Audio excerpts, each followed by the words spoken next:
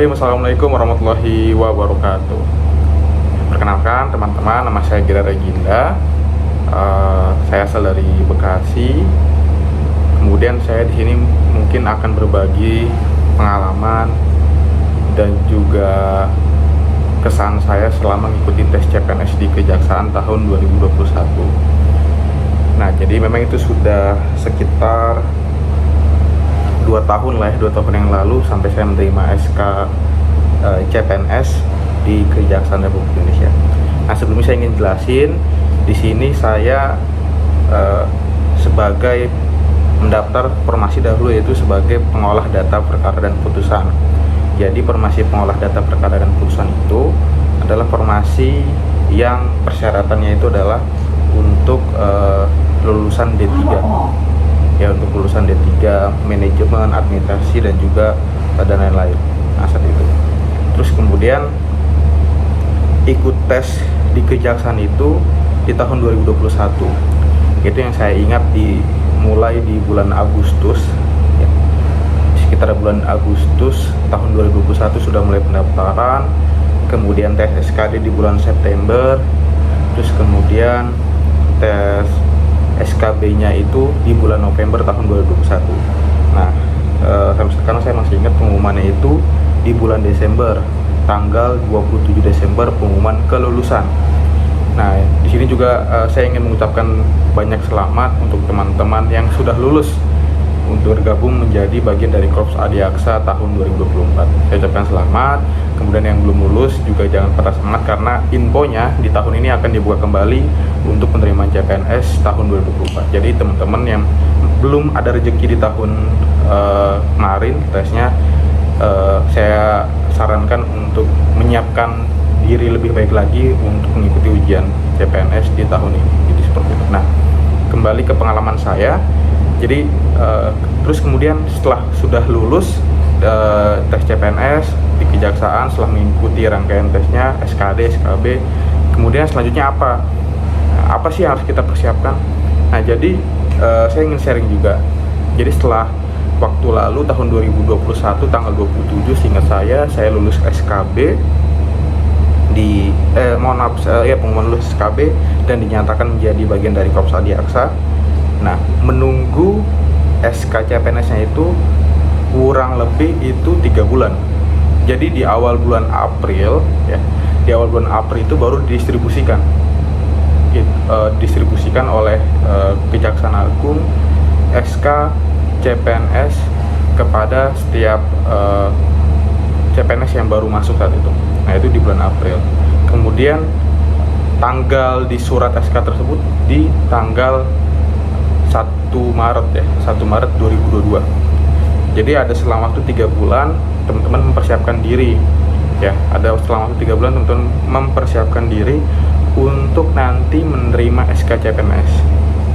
Nah, terus kemudian kenapa saya bilang mempersiapkan diri? Karena kita harus bisa mempersiapkan segala macam seperti administrasi ya. Kalau nggak salah kan setelah pengumuman kelulusan itu ada masa sanggah ya. Waktu lalu saya ada masa sanggah di akun SSC ASN itu selama 7 hari. Kalau untuk tahun ini saya kurang tahu. Kemudian setelah masa sanggah nanti di seminggu berikutnya, kalau nggak salah tuh bulan berikutnya nanti akan ada daftar ulang ya. Jadi nanti ada pemberkasan lagi, disiapkan berkasnya seperti tes kesehatan ya kan, terus kemudian tes narkoba, terus tes psikologi, MMPI. Nah, itu kalau nggak salah dulu itu syaratnya harus dites di rumah sakit umum daerah. Kalau tidak, dites di dokter yang sudah memiliki NIP. Jadi dokter yang memang pegawai negeri sipil juga. Jadi itu disiapkan, administrasinya, ijazah juga disiapkan, terus kemudian SKL atau transkrip nilai itu juga disiapkan.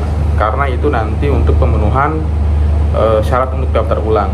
Nah, dan juga administrasi berkas itu untuk persyaratan pengajuan NIP dari Kejaksaan Agung ke BKN. Seperti itu. Yang saya tahu seperti itu. Nanti kalau memang ada yang salah nanti bisa dikoreksi. Nah, jadi teman-teman harus mempersiapkan semuanya administrasi dengan lengkap. Nah, jadi kalau sudah disiapkan, nanti tinggal menunggu pengajuan NIP dari instansi yang Kejaksaan Agung dari BKN. Nanti setelah itu BKN akan mendistribusikan NIP untuk pegawai-pegawai yang sudah diterima ataupun lolos, yang sudah mendaftar ulang. Nah, setelah nanti sudah didistribusikan dari BKN ke Kejaksaan Agung, baru nanti Kejaksaan Agung akan mendistribusikan SK-SK kepada CPNS yang baru. Nah, itu kurang lebih yang saya tahu seperti itu pengalamannya. Nah, terus kemudian bagaimana Kak misalnya tidak melakukan pendaftaran ulang ataupun tidak ingin melanjutkan kelulusan CPNS-nya? Kalau misalnya teman-teman tidak ingin melanjutkan CPNS-nya, saya sarankan untuk menghubungi kontak personnya ya dari tim panitia Biropek, atau dari tim panitia seleksi SSJSN. Jadi untuk dikonfirmasi dulu apa kita tidak usah mengupload berkas ulang atau seperti apa. Karena untuk yang sekarang saya kurang tahu bagaimana prosedurnya apabila kita tidak ingin mengambil jatah dari kelolosan CPNS tersebut. Nah, kurang lebih seperti itu. Ya, kemudian juga saya ingin sampaikan ke teman-teman, nanti juga biasanya diminta itu surat pernyataan ya, surat pernyataan dari BKN dan juga dari instansi. Nah, kalau dari instansi kurang lebih seperti ini, nanti di dalamnya surat pernyataan seperti tidak mengajukan mutasi selama 7 tahun, tidak mengajukan mutasi instansi selama 10 tahun, dan juga bersedia ditempatkan di wilayah satuan kerja di seluruh Indonesia. Nah, makanya dari saya mungkin sampaikan buat teman-teman untuk mempersiapkan segala sesuatunya seperti mental dan juga materi, karena nantinya agar ketika teman-teman menerima SK ya, ketika teman-teman menerima SK, baik mental dan juga materi sudah disiapkan sebagai langkah teman-teman nantinya untuk bisa berkarir di kejaksaan. Nah, kurang lebih seperti itu. Terus kemudian bagaimana waktu lalu zaman saya? Jadi saat setelah kelulusan itu diumumkan kelulusan, memang ada daftar ulang. Terus kemudian tadi kurang lebih 3 bulan ya, 3 bulan sampai dengan kita menerima SK tersebut. Jadi memang awal dapat SK itu shock lah semuanya dari saya, keluarga saya, karena mungkin agak nggak nyangka. Kenapa nggak nyangka? Karena saya ditempatkan di tempat yang nggak pernah saya bayangkan sebelumnya, seperti itu. Jadi alhamdulillahnya kelulusan itu kan saya berada di peringkat atas, alhamdulillahnya. Nah, cuman memang ya qadarullah saya ditempatkan di tempat yang memang tidak pernah saya bayangkan sebelumnya.